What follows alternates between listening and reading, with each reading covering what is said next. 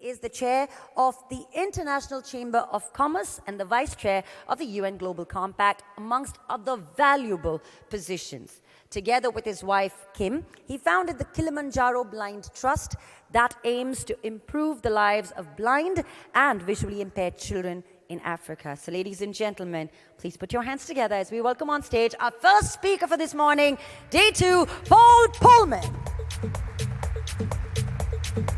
A very good morning. Thank you very much. Good morning, everybody.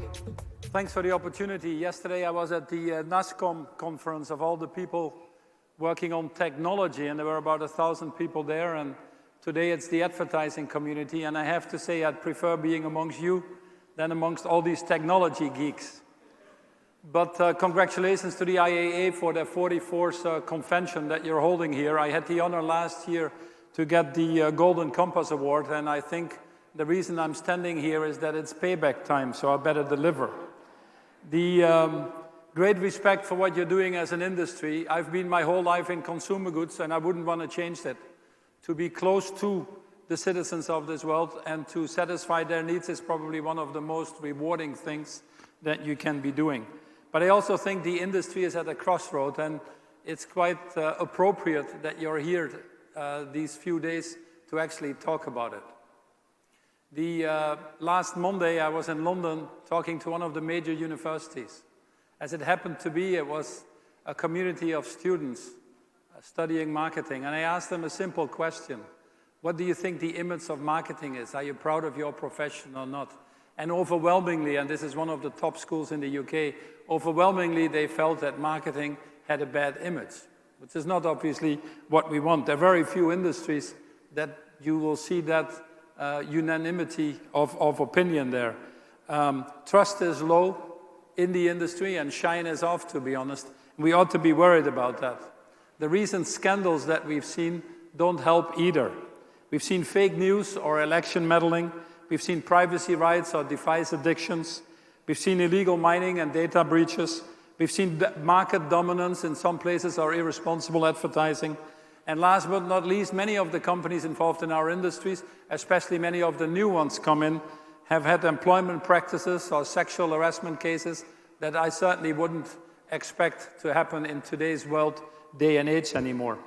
In fact, the result is that 69% of consumers or citizens of this world don't trust advertising anymore. It's probably the lowest number that we've had in our industry as long as I've been there in my 40 years. Increasingly, internet users find personal ads annoying. In fact, over 35-year-olds, more than half of them will actually not want that and find that a personal intrusion. Many increasingly switch off the opportunities to see our advertising. So I think your Congress theme that you have picked today and for the next few days of brand dharma is probably more appropriated than ever, because it's probably one of the biggest challenges we face in our world, how to make this a more useful world for everybody.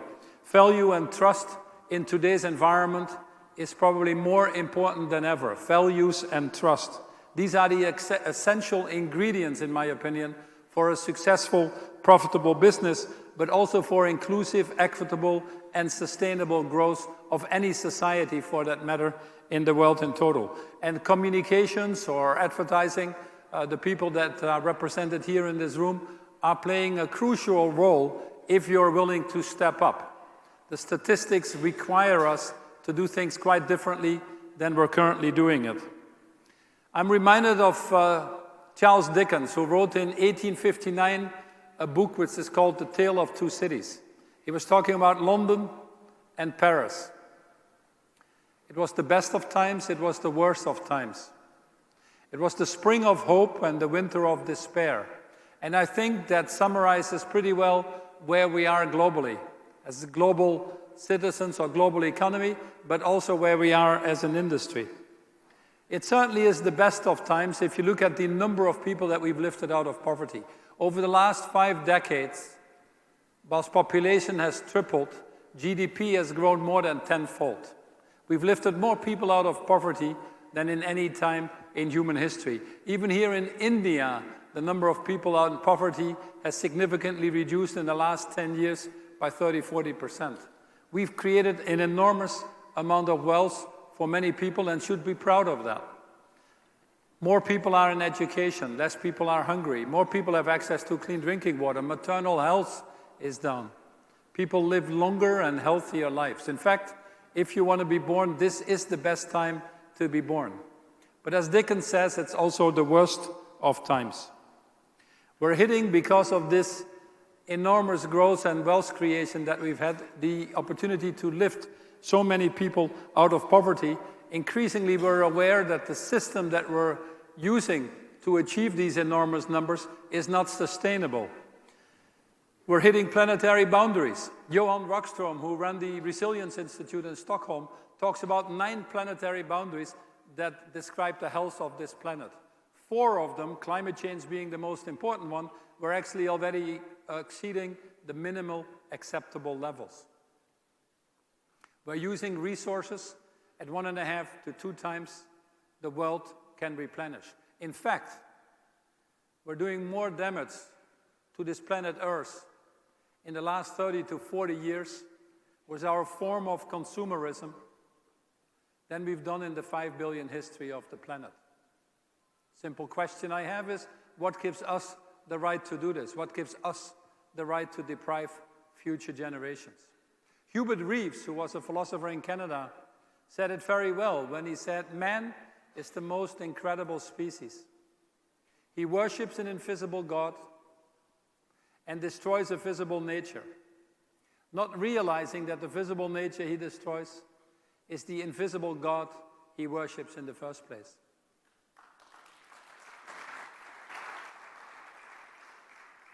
Gandhi said it actually even better. Gandhi said, is what we do to the forests of this world is a mere reflection of what we do to ourselves and one another. The planetary boundaries are hitting us. Indeed, applaud for Gandhi. He deserves it more than Hubert Reeves, in my opinion, for his contributions to mankind. Unfortunately, we shouldn't be worried if the numbers keep improving, but we're at a point in time that the numbers are actually slipping back. More people are actually being pushed back into poverty. The issues of climate change and income inequality are probably the biggest issues that we're currently facing in humanity. If you look at some statistics on climate change, last year deforestation was up 51%. CO2 emission is well exceeding the 1.5% that we can afford. You can talk about many things in your industry. You can talk about many things in technology yesterday. But if we don't attack the burning issues of climate change, we won't have a life. WWF, the World Wildlife Fund, published a report last year called Living Planet. And in that report, they established that we are extinguishing species at about 1,000 times faster than the normal rate that we've seen historically. We're playing with the future of our children and their children. I believe we're committing one of the biggest intergenerational crimes in the history of mankind if we don't attack this. 8 million people dying prematurely as a result of air pollution alone. Many in this part of the world, where some of the most polluted cities are actually in India right now. You want to be part of that? You want to be responsible for that? It's a question that only you yourselves can answer. We see the same with income disparity. We were in Davos about 2 weeks ago, where Oxfam publishes every time their report on income inequality. And once again in Davos, it showed that the bottom 3.8 billion people, none of you belongs to that, by the way, saw their net wealth, combined wealth, decrease by 11% last year. For the first time that the poor were getting poorer. And the billionaires in this world, this 1% or less than 1% of the wealthiest people, the billionaires in this world, saw their combined wealth increase by 900 billion. A 900 billion increase is 2.5 billion a day.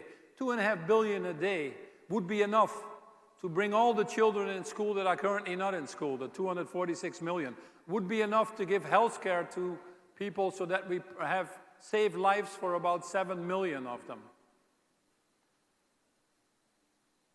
The top 1% of the world population now has the same net wealth as the bottom 99%. A system where too many people feel that they're not participating or increasingly being excluded will ultimately rebel against itself. What you saw with the yellow jackets in France is just a symptom. It's not a French issue. I think it's a global issue where too many people feel that banks might be too big to fail, but people are simply too small to matter. The results are Brexits or elections like you've seen in the US or in many other countries now in the world. How long do we have to wait? As an industry, as individuals, and collectively, for this to explode in our face. There's no business case in enduring poverty. Nor can businesses succeed in societies that fail. I would argue even more that business cannot be a bystander in a system that gives it lives in the first place. Historically, our industry was there to help improve lives and give people the aspirations that would lift many people out of poverty. Increasingly, the reason why your trust is so low is that we're missing the plot. Consumers are saying something else, and we don't seem to listen. For an industry that should normally have the eyes and ears of a consumer, we've removed probably far from where we should be and where we belong. The statistics, by the way, are not different in India. 70% of the population still living on $2 a day. 1% of the population has 73% of the wealth. So a good mirror or reflection of what we see globally as well. Purpose, as you've done now in this conference, has become the buzzword. But I think for many companies, it's still a little bit like putting lipstick on a pig, if I may be honest. And the purpose washing is starting to increase at 100 miles an hour. Consumers don't trust us anymore by what we say. They will judge us by what we do. And unfortunately, we live in a world where we are long on words and short on actions, in my opinion. Even the FT, historically a very Milton Friedman-driven newspaper, in my opinion, ran an article only a week ago, which is called Beyond the Bottom Line. Should business put purpose before profit? Good thing they talk purpose, but to even talk about putting purpose before profit seems that they're missing an essential point. The essential point being that I don't think long-term you'll have any profit if you don't run your business with purpose. It's not a trade-off. One is a condition to achieve the other. The definition of purpose for me is a very simple one. Do we put the interest of our children and their children above our own personal greed or not? Gandhi said it well again, that in this world we have enough to fulfill everybody's human need, but certainly not everybody's human greed. So we need to become a little bit more responsible in the way we behave, putting a little bit more the interest of others ahead of our own. By doing so, realizing that we would be better off ourselves as well. The purpose of life is simply to give purpose to lives more than anything else, so that societies can thrive, whilst, in my opinion, the world can survive. And it's us that have to make that choice. We are the very few people that can actually influence that positively if we wanted to or not, and give that purpose back first and foremost to our professions by actually ensuring that the brands and the companies we represent will actually be parts of the solution and not be part of the problem or being less bad. The issue very simply is that we've become inhumane, in my opinion, and corporations have become inhumane. We've replaced what we would call the humans that we serve with many of the anonymous markets and shareholders. Shareholder primacy is now the order of the day. 75% of the CFOs would say we will make the wrong decisions that we know would put in danger our companies for the long term, just to ensure that we make the profits of the quarter. 75% of the CEOs would say that their boards and their shareholders put pressure on them to make the numbers every quarter. You cannot solve the issues of poverty, of climate change, of income inequality by myopically focusing on quarterly reporting. Nor can we guarantee the future of corporations by doing this. More importantly than ever, in this very volatile time that we live in, which many of you undoubtedly have described yesterday and on other occasions as this VUCA time, and it's getting more uncertain, by the way, more important than ever in this environment to have a strong purpose, to have a beacon, to have a true north, to know where you're going. It's not easy to be a business person in today's world. But we also realize, or should realize, that just running your business on a little bit of CSR, with corporate social responsibility, where many of the companies still are today at best, may I say, which I call page number 2 of the annual report, being slightly less bad, is not good enough anymore. To trumpet one of your brands and say, look at how well we're doing by providing clean drinking water here or a little injection to a poor child there, and then having a dysfunctional behavior in the rest of the operations that you represent is simply not good anymore. We need to move our companies from CSR, corporate social responsibility, to make it RSC, responsible social corporations. There's a big difference to actually do that and to achieve that. Now, I have sympathy with you. I'm actually glad I retired as of January this year, because the challenges are quite big. It's not easy to be a CEO these days. We have to have 4 probably big challenges that we need to deal with. First and foremost, we need to decarbonize the global economy. We're carbon junkies. We don't know how to grow an economy without using carbon. It's not easy, but increasingly we show that companies that decarbonize their value chains are also better performers financially. The second thing is we need to move our business models to the longer term. Get out of this myopic focus on shareholders as a purpose. Make them a result of what we do. A shareholder return is a result of all of our actions, but certainly shouldn't drive our actions in the first place. McKinsey showed that companies that run their businesses for the long term are also significantly more profitable. The third challenge, next to decarbonizing and moving markets to the long term, is actually moving to a circular economy. If we use too many of our resources, we have to be smarter. It is bizarre that in this world we have so much waste. Nature didn't invent waste. Waste was invented by us. And the good thing is, since we invented waste, we probably also can talk ourselves out of waste. You take plastics, an issue, by the way, where consumers are running far ahead of any of us in the industry, where we've missed the plot quite dramatically. 86% of the plastic value gets lost after one use. Finally, people are starting to wake up and ban, including in India, the single-use plastics. And then finally, next to the inclusive economies that I'm talking about, the fourth challenge is what we need to have is the fourth challenge next to the circular economy, decarbonizing and moving the markets to the long term, is be sure that we have an inclusive economy. We have inclusive growth. All of the value creation right now, if we like it or not, is in the capital markets, whilst the labor market is short-circuited. It's not in our interest. If you're in the shampoo business, a billionaire doesn't wash his hair more often or eat more soap or soup, for that matter.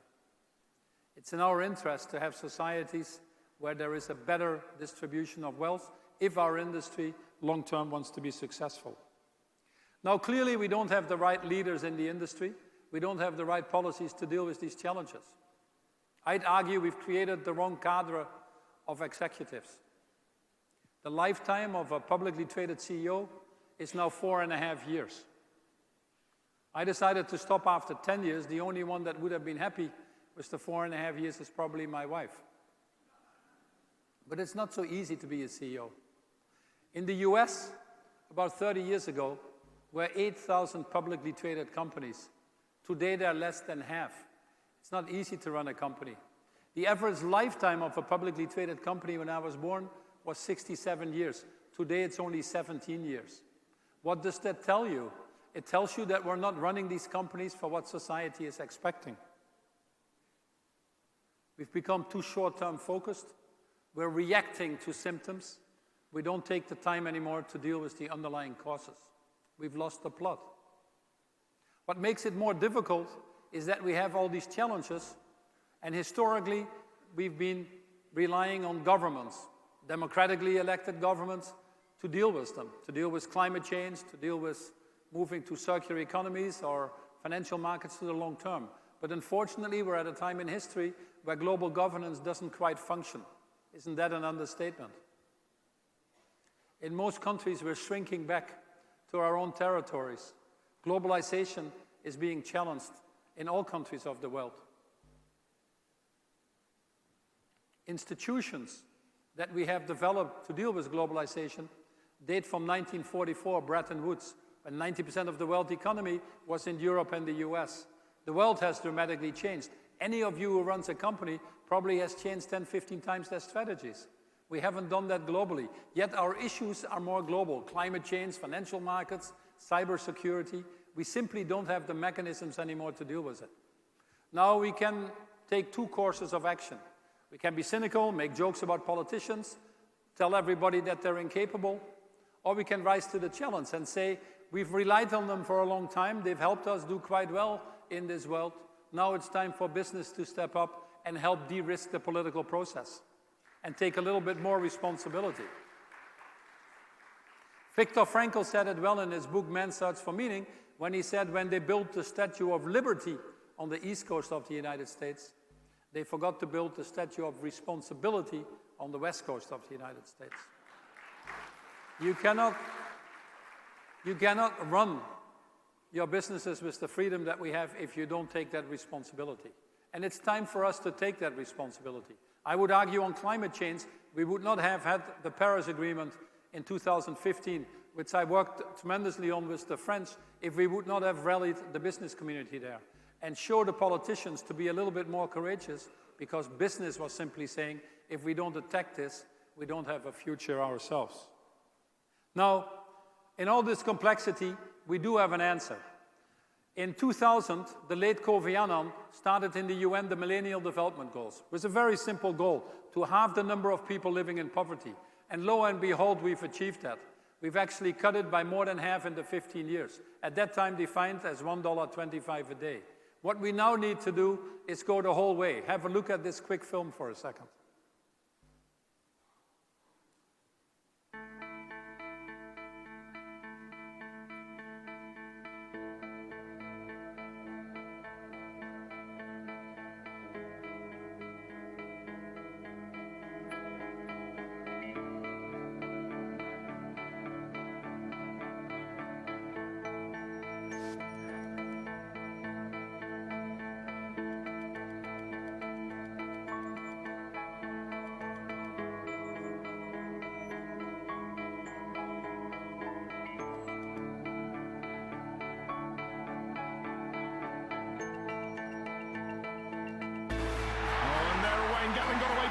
He's ahead of the field, and Usain Bolt has stopped! Usain Bolt has stopped at the 50-meter line! Oh, that is a pity!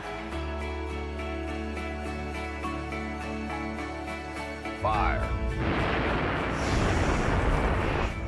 Apollo, you're on course. 226 hours to the moon orbit. Okay, thanks, Houston. But I think we'll be heading back now. Come again? Yeah, it was kind of fun, but I think halfway will do. Job done.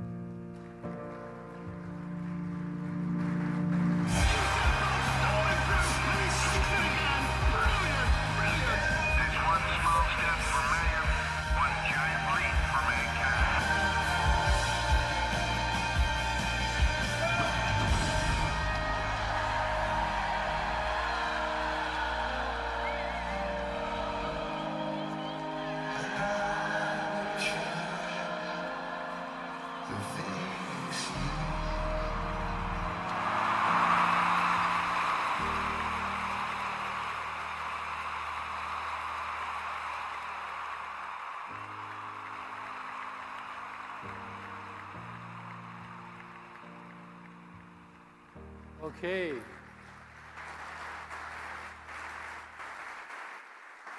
I think it says it well. We don't have the opportunity to just go halfway. We need to finish the job. And this is where the Sustainable Development Goals came in.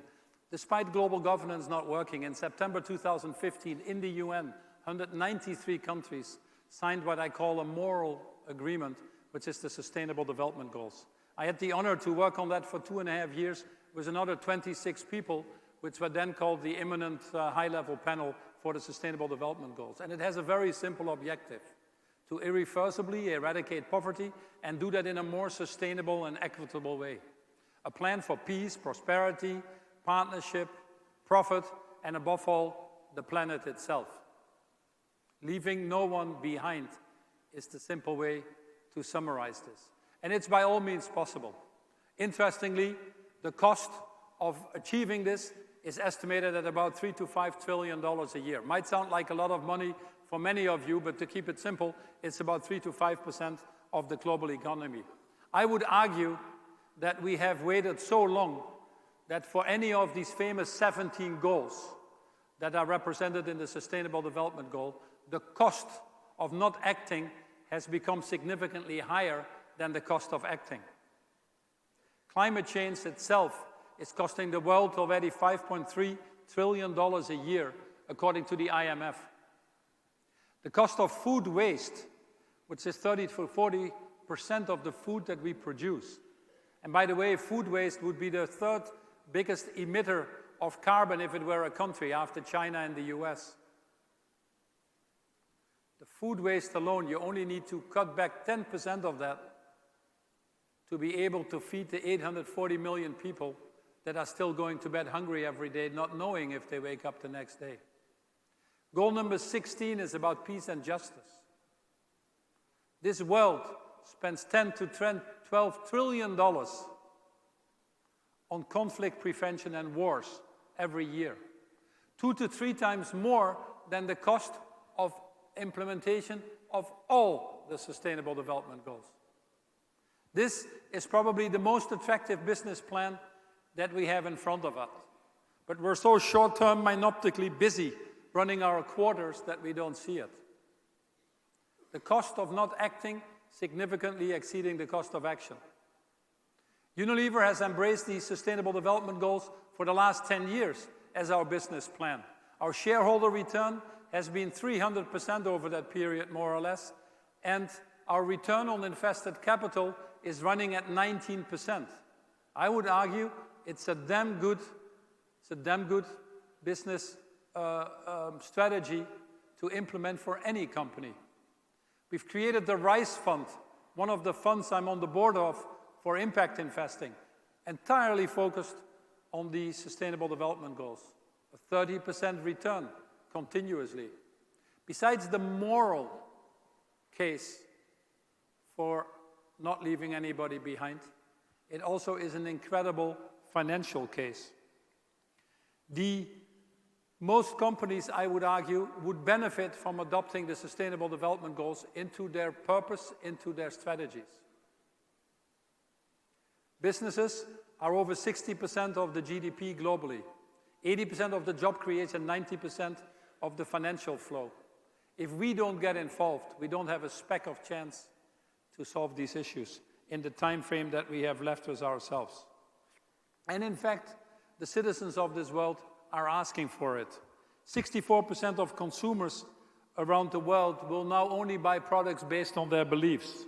50% will choose or increasingly switch or boycott, if you want to, on brands that don't have a point of view on societal issues. And more of the young people believe that they should only join companies that have a strong sense of purpose. In fact, in Unilever, we get 2 million people applying to us every year. The third most looked up company after Google and Apple on LinkedIn. In most countries that we operate, the preferred employer, including here in India. 75% of these people join us because of the simple purpose. Our purpose is a very simple one. It's the Unilever Sustainable Living Plan simply calls for decoupling growth from environmental impact. I think it's clear why, and increase the overall social impact.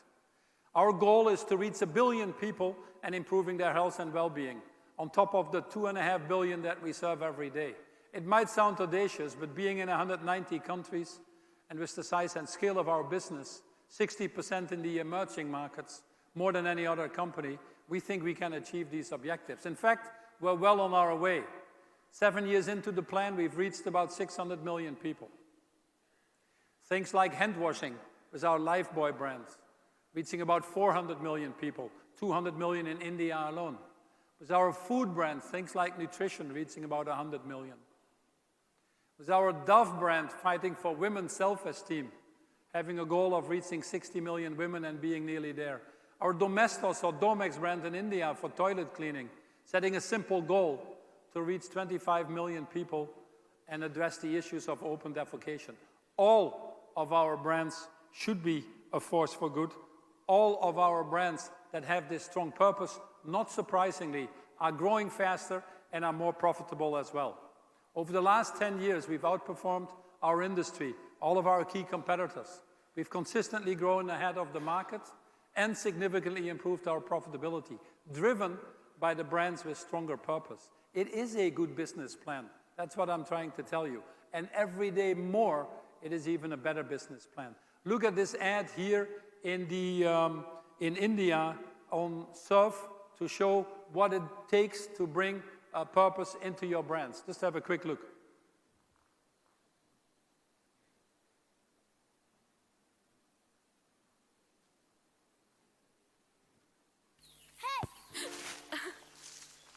मेरा बेटा Athar football का बहुत बड़ा fan है। हमारे यहाँ की team में सिलेक्ट नहीं हुआ, लेकिन जिद नहीं छोड़ी उसने। फिर एक दिन, मम्मी, मैं टीम में सिलेक्ट हो गया। अरे वाह! तो अब वो नए football shoes? Of course, deserve करता है वो। अब चाहे कुछ भी हो जाए, प्रैक्टिस कभी मिस नहीं करता।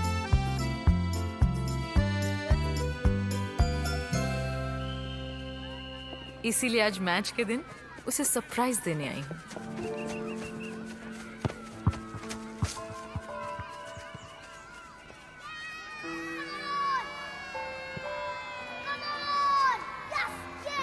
अथर्व टीम में था ही नहीं, तो फिर वो नए शूज, वो रोज की प्रैक्टिस, क्यों? किस लिए?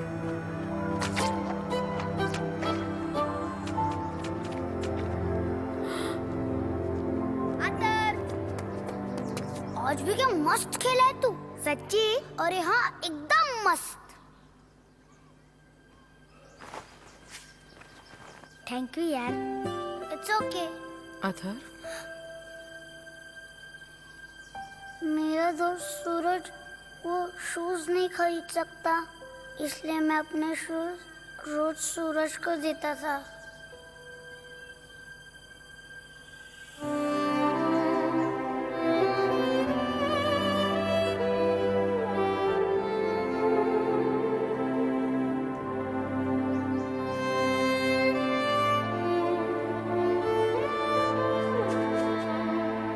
थैंक यू यार।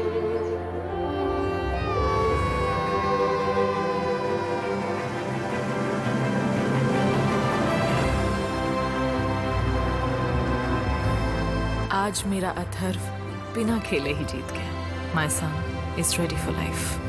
Surf Excel believes sharing helps kids get ready for life. Encourage your kids to share.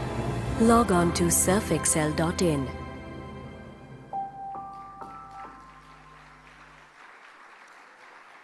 Whilst brands are important to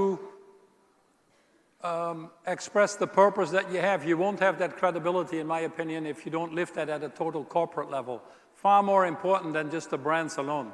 Sure, there are many of these brands that probably can show ads like this and probably get some results out of it. But if the total corporation doesn't behave in a different way, I think you still lose the plot over time in a world that is increasingly more transparent, where consumers can see through this. Many companies still believe that you can outsource your supply chain, and by doing so, you can also outsource your responsibilities. That simply doesn't work anymore. Most importantly is actually, I would argue, what you do at a corporate level. What are your social standards? Are you living the rocky human rights frameworks in your value chain? Are you actually fighting slave labor or child labor? Are you paying people fair wages? Are you providing the right training and development for your people? Do you work on financial inclusion for everybody in your value chain? What's your position as a company about paying tax or fighting corruption? Some of the most devastating diseases that this society still has to deal with. How do you look at the job creation that needs to happen when the fourth industrial revolution is about to embark us on the biggest wave of job destruction that we've ever seen in mankind? What are your positions as a company on these social issues? And likewise, what are your positions as a company on the environmental issues? The same questions. Are you striving for sustainable value chains? Are you treating your suppliers and asking your suppliers to behave in different ways?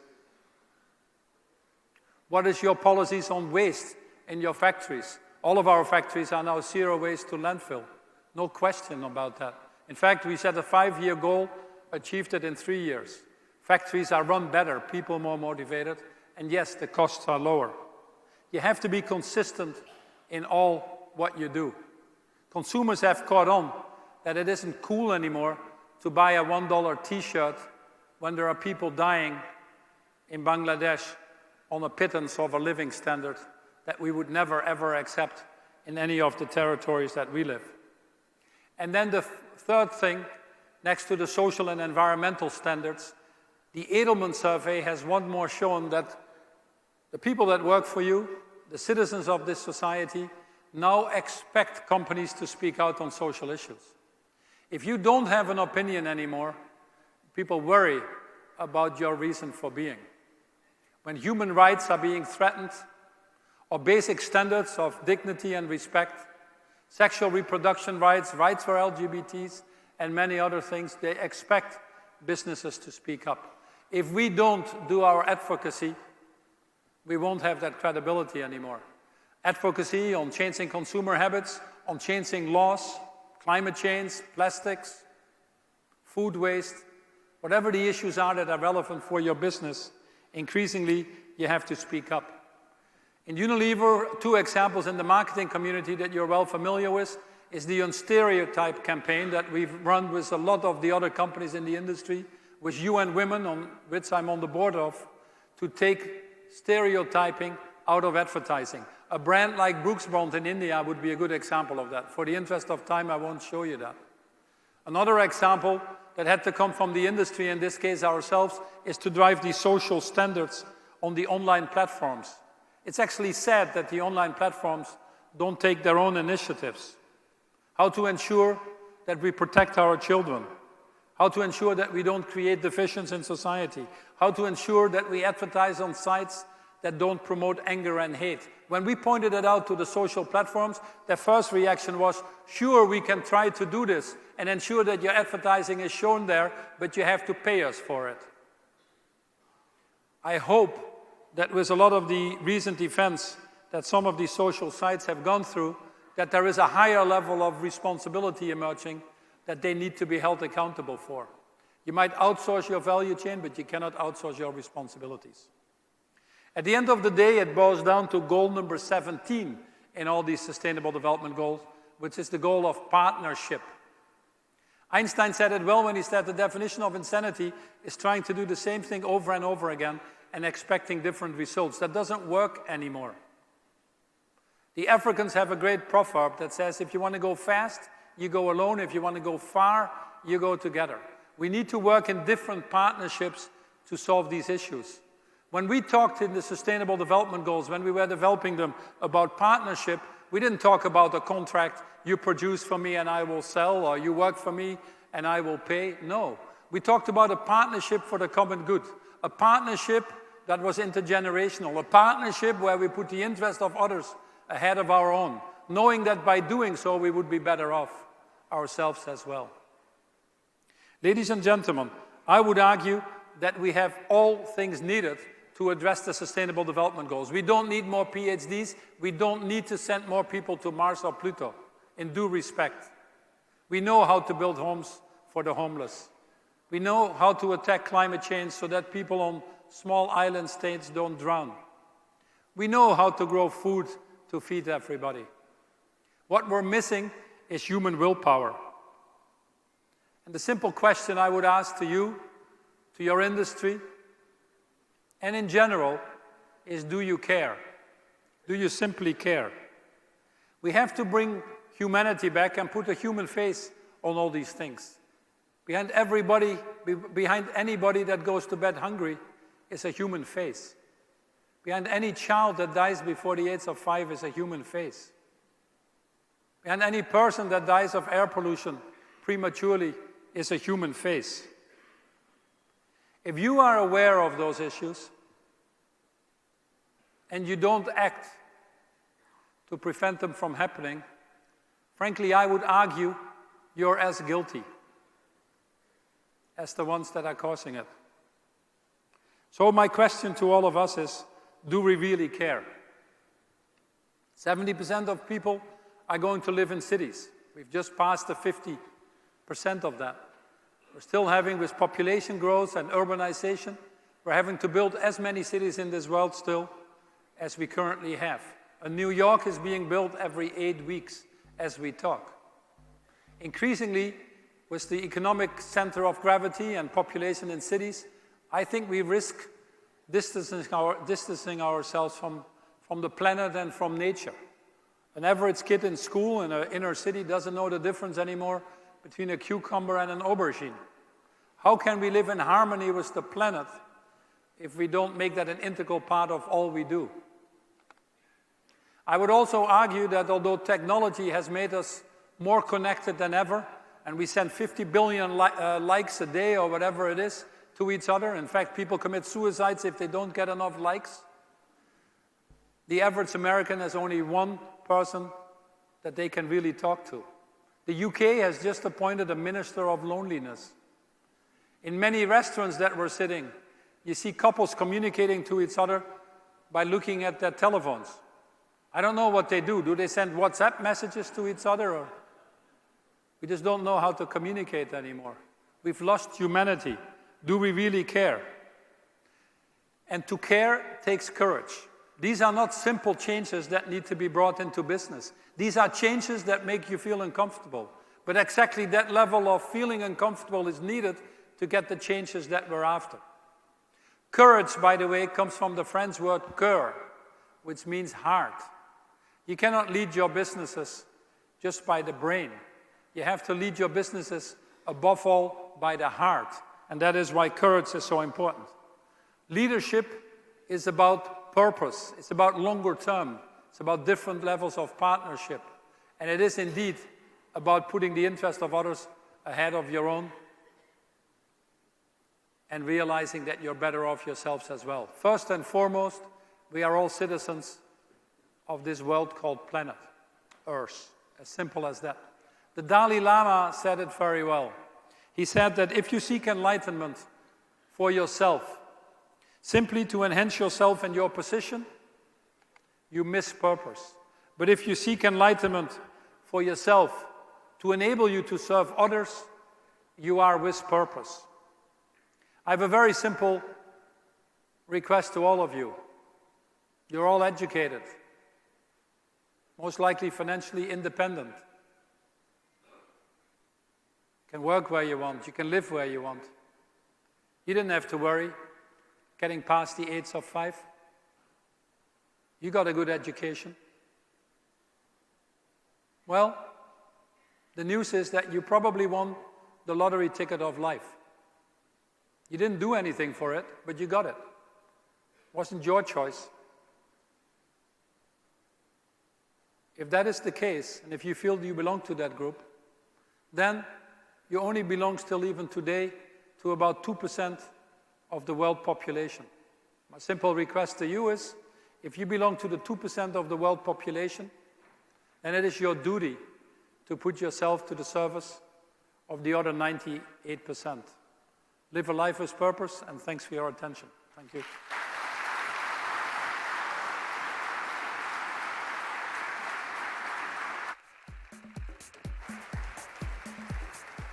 Mr. Paul Polman, may I please request you to kindly join us center stage. Ladies and gentlemen, what an impressive conversation to have first thing in the morning. Mr. Polman, please.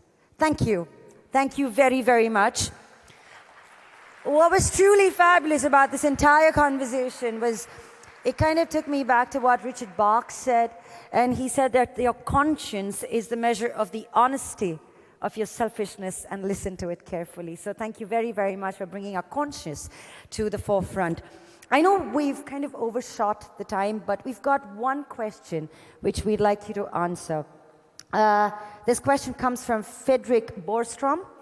And he says, you are one of the most purpose-led and impressive CEOs in the industry today.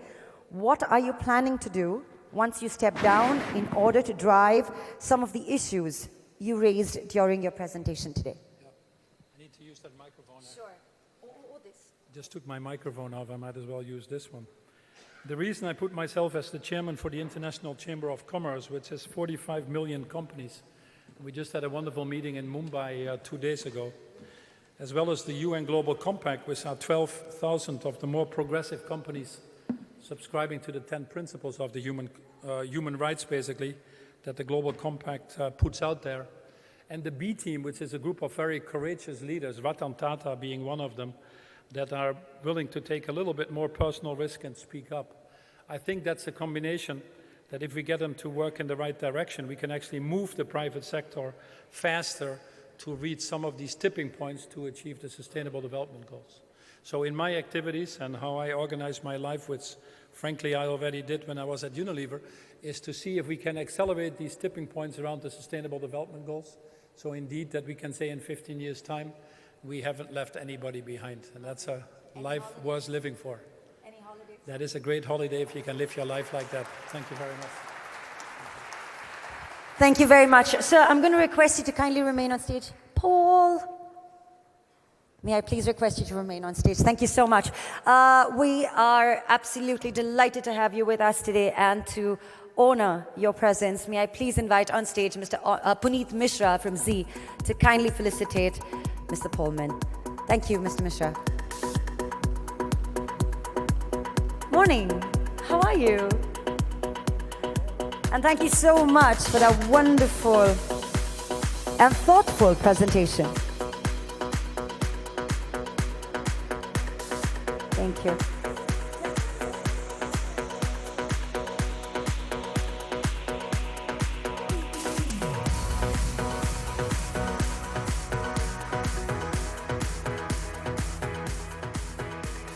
Thank you. Thank you.